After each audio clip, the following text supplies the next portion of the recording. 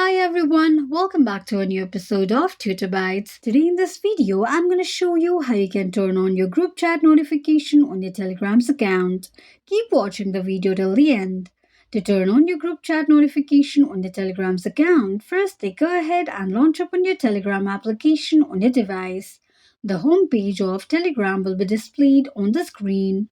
From the home page, tap on Settings option at the bottom right corner of the page.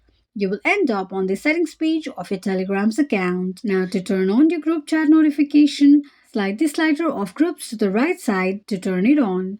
This is how you can turn on group chat notifications on your Telegram's account quickly and easily just in few steps.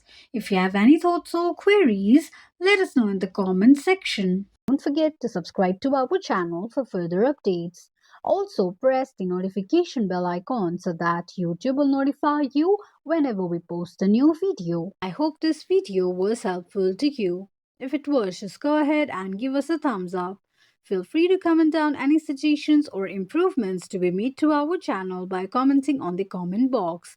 We will be looking forward to upload more contents and tutorials on the upcoming video for your convenience. Thank you so much for watching.